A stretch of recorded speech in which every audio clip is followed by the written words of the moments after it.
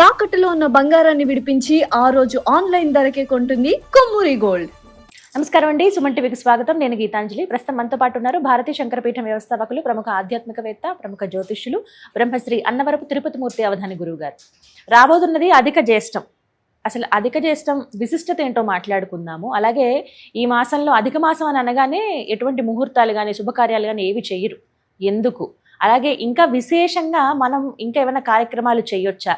అసలు ఈ అధిక మాసంలో చెయ్యవలసిన చెయ్యకూడని పనులేంటి తెలుసుకుందాం, గురుగారి మాటల్లో విందాం. గురుగారు నమస్కారం అండి. పరమేశ్వరార్పణం. గురుగారు, మీరు జ్యేష్ఠ మాసం, అధిక జ్యేష్టంలో విశేషమైన రోజులంటే ఖచ్చితంగా పౌర్ణమి అని చెప్పారండి. అధిక జ్యేష్టంలో వచ్చేటువంటి పౌర్ణమి విశిష్టత, ఆ రోజు విధిగా చేయవలసింది ఏమిటి తెలియచేస్తారా? అధిక జ్యేష్టము అనంటేనే అమోఘమైనటువంటిది.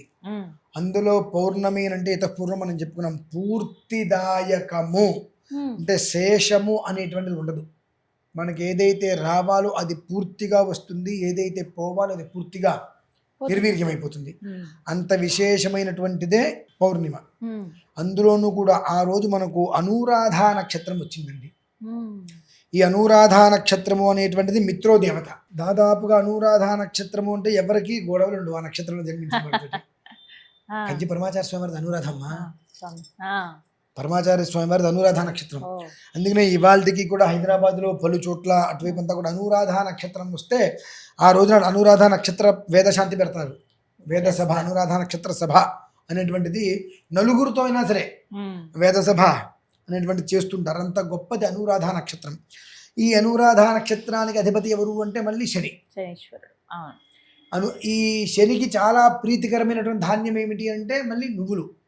ఈ నువ్వులు ఎక్కడి నుంచి వచ్చినాయంటే విష్ణుమూర్తి దేహం నుంచి. తిలా పాపహరాన్ నిత్యం విష్ణోర్దేహ సముద్భవ పాపం హరంతు మే క్షిప్రం అతశాంతిం ప్రయచ్చమే అని చెప్పబడింది. ఇందులోనూ కూడా ప్రాంగ్ముఖం ప్రత్యంగ్ముఖం అని రెండు ఉంటే తిర్యంగ్ముఖం ఇంకోటి ఉంటుంది. ఆ తిర్యంగ్ముఖం మనిషి జీవితంలోకి ఎప్పుడూ రావద్దు, అంటే అది అపసవ్యం. ఇప్పుడు రాకుండా ఆ ఒక అధిక జ్యేష్ఠ పౌర్ణమి రోజు నాడు ఆదివారం, ఈ ఆదివారం అనేటువంటి సూర్యనారాయణ స్వామి వారికి అనురాధ నక్షత్రం శని, శని సూర్యుడు మళ్ళీ తండ్రి కొడుకులు. శని సూర్యుడు ఇద్దరు మళ్ళీ తండ్రి కొడుకులు.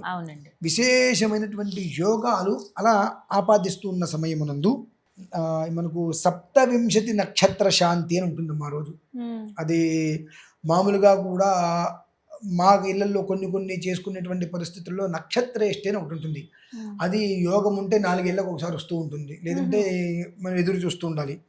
అటువంటిది ఈ యొక్క 27 నక్షత్ర శాంతి అనేటువంటిది 19 సంవత్సరాల తర్వాత, 19 సంవత్సరాల క్రితం ఒకసారి నిర్వర్తించడం జరిగింది. ఆ యోగం ఇప్పుడు మళ్ళీ ఏర్పడింది. కాబట్టి కృత్తికాది భరణీ నక్షత్రం వరకు, కృత్తిక నుంచి భరణీ నక్షత్రం వరకు 27 నక్షత్రాలు. అందరూ కూడా అశ్విని నుంచి రేవతి వరకు కదండి. మీ చూపు నాకు అర్థమైంది. అదే అశ్విని నుంచి రేవతి వరకు కదండి, మీరు కృత్తికా నుంచి భరణి వరకు అంటారు ఏంటంటే వేదం చెప్పబడినటువంటి కృత్తిక అన్నారు. ఈ కృత్తిక మొదలు పెడితే భరణి చివరిదవుతుంది. చివరిది అని అంటే యమధర్మరాజు. అంటే ఒక మనిషి జీవితంలో చివరి అంశం ఆయన నుంచే కదండి, అంతకుమించి ఏం లేదుగా. అలాగే ఒక మనిషి ప్రారంభానికి మూలం అగ్నికృతం, అంటే అగ్ని నక్షత్రం కృత్తిక. అంటే వేడి అనేటువంటి దాంతో ప్రారంభమయ్యి అదే వేడితోటి అంత్యమవుతుంది యమధర్మరాజు. అందులోనూ అసలు ఇంకా భరణి గురించి మనం చెప్పుకుంటూ వస్తే ఇంకా చాలా చెప్పుకోవచ్చు, అది వేరే విషయం. కాబట్టి కృత్తికాది భరణి నక్షత్రం వరకు కూడా 27 నక్షత్రాలు. అక్కడ మొదలుపెట్టేటువంటి శాంతి కూడా కృత్తిక నుంచి మొదలు పెట్టాలమ్మా. అందుకని చెప్తున్నా, అశ్విని నక్షత్రం మొదలు పెడతానండి, అశ్విని భరణి కృత్తిక రోహిణిగా వెళ్తాంటే అవదు, మన ఇష్టం కాదు. దానికి ఒక వివరణ కూడా చెప్తా వరస. ఇక్కడ కృత్తికా నక్షత్రం అగ్నిర్దేవతాగ్నే రుచస్థ ప్రజాపతేర్ధాతు సోమశ్చర్చేత్వా రచేత్వా ద్యుతేత్వా భాసేత్వా జ్యోతిషేత్వా. రోహిణీ నక్షత్రం ప్రజాపతిర్దేవతా మృగ శీర్షం నక్షత్రకం సోమో దేవతార్ద్ర నక్షత్రకం రుద్రో దేవతా పునర్వసు నక్షత్రమదిర్దేవతా తిష్యో నక్షత్రం బృహస్పతిర్దేవతా శ్రేషా నక్షత్రకం సర్పా దేవత అని చెప్పి ప్రతి ఒక్క నక్షత్రానికి ప్రతి ఒక్క దేవత ఎవరుస్తారు అనేటువంటిది చెప్పబడి ఉంటుందండి. 27 నక్షత్రాలకి కూడా ఏ నక్షత్రం ఎక్కడ చెప్పాలి, అశ్విని భరణి కృత్తిక రోహిణి మృగశిర చెప్పేస్తా అంటే సెట్ అవ్వదు కదండి. కృత్తిక నుంచి ఎలా దాన్ని అక్కడ చెప్పాలి. స్థాపన సరైన చేసినప్పుడు పద్ధతి. అర్చన చేసేటప్పుడు ఆ సప్తవింశతి నక్షత్ర శాంతి మనం చేయాలంటే దానికి ఒక కల్పం ఉంటుంది. అది ఇలా ఇలా ఎలా పడితే అలా ఇలానే నిర్వహించాలి అనేటువంటి విధానంలో ఆ సప్తవింశతి నక్షత్ర ప్రక్రియ ఏదైతే శాంతి ఉంటుందో ఆ శాంతి అనేటువంటిది ఆ రోజు చాలా విశేషమైంది.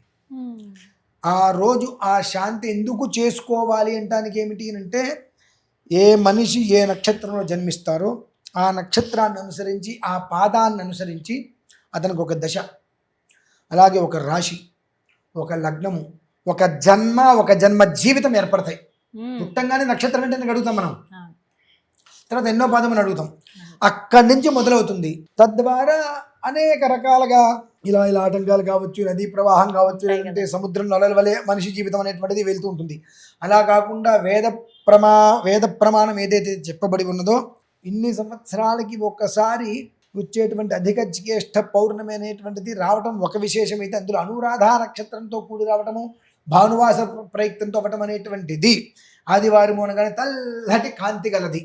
తెలుపు అంటే శాంతికి చిహ్నం, తెలుపు అనగా శాంతికి చిహ్నం, అదే కదండి, ప్రశాంతతకి మూలం. మనం తెల్లగా ఏదైనా ఎంత హాయిగా ఉంది, ప్రశాంతంగా ఉంది, ఆ శాంతికి చిహ్నం అది. అనురాధ అంటే అన్నం, మిత్రోదేవత, ఎవరితో ఉన్న ఆనందంతో కూడా వారు నవ్వుతూ ఉంటూ ఉంటారు. కారణ జన్ములు కూడా కొంతమంది అదే నక్షత్రంలో జన్మిస్తూ ఉంటారు. ఇది ఒకటైతే పౌర్ణమి అనేటువంటిది పూర్తిదాయక ఫలము. 19 సంవత్సరాల తర్వాత ఏర్పడినటువంటిది అధిక జ్యేష్ఠంగా ఉన్నటువంటిది పౌర్ణమి. ఈ అధిక జ్యేష్ఠము అంటేనే పూర్తిగా కూడా పురుషోత్తముడి కైంకర్య మాసం. ఇక ఇదేం చెప్పడానికి వీలేదు.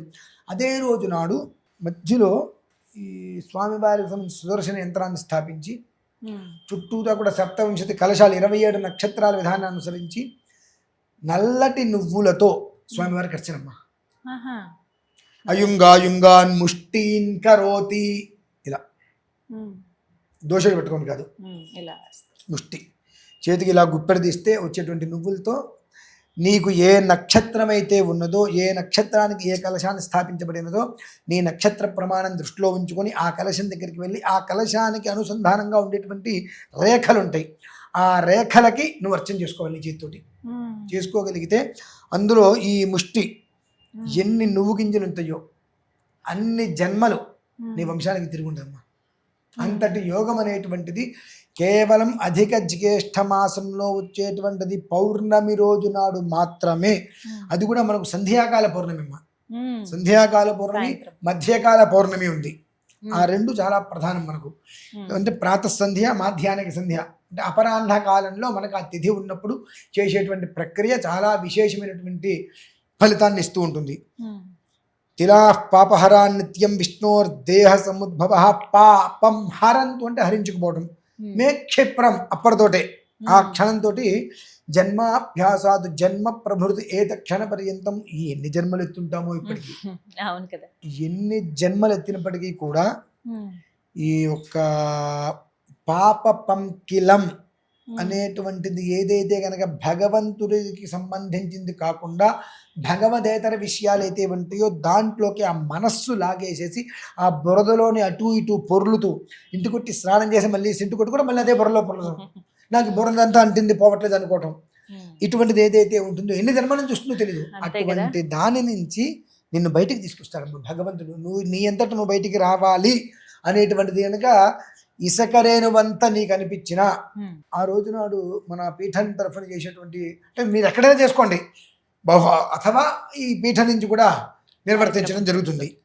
ఆ పీఠం నుంచి నిర్వర్తించేటువంటి దాంట్లో అయినా సరే పరిపూర్ణంగా వైదిక విధానాన్ని అనుసరించి ఉంటుంది కనుక పంచాకండువా పెట్టుకొని చొక్కా లేకుండా ఆ రోజు షేవింగ్ చేసుకోకుండా కొన్ని సూత్రాలు ఉంటాయి, అవి పాటించి నీ యొక్క జన్మాభ్యాసాలు ఎన్ని జన్మలు నువ్వు అనుభవించావు, ఎప్పటికి పుట్టావు, ఈ జన్మకృతంగా వచ్చేటువంటిది ఎక్కడితో పులిస్టాప్ అయిపోవాలి.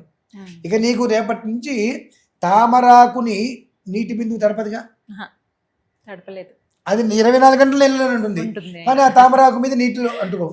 ఆ రకంగా పాపము అనేటువంటిది నీకు తగలకుండా నిన్ను రక్షిస్తాడండి భగవంతుడు. అంతటి గొప్ప యోగం అయితే కనుక అధిక జ్యేష్ఠ పౌర్ణమి మనకు మే 31 ఉంది కాబట్టి సర్వకాల సర్వావస్థలు ఎందు కూడా ఈ ఒక్క వీడియోని 1కి 10 సార్లు విని అర్థం చేసుకొని మనకు భగవంతుడు ఇచ్చినటువంటి వరం ఏదైనా ఉన్నది అంటే దీన్ని సద్వినియోగం చేసుకోవటం. ఎందుకంటే ఇంతటి కృతంగా ఇప్పుడు నాకు 42 సంవత్సరాలు, మళ్ళీ 19 ఏళ్ళ తర్వాత వస్తుంది. ఏమో ఇక్కడ రాత ఉంటుందో ఉండదో, ఏ మనిషికి ఎంత ఆయుష్ ఉందో ఎవరికి తెలియదు కదమ్మా. ఉన్నటువంటి ఆయుష్ని ఎక్కడా కూడా గండం అనేటువంటిది లేకుండా నీ ఆయుర్దాయం ఎంతైతే ఉంటుందో దాన్ని పూర్తిగా నువ్వు అనుభవించాలి అనుకుంటే దానికి పుణ్యకాలం ఇదేనమ్మా.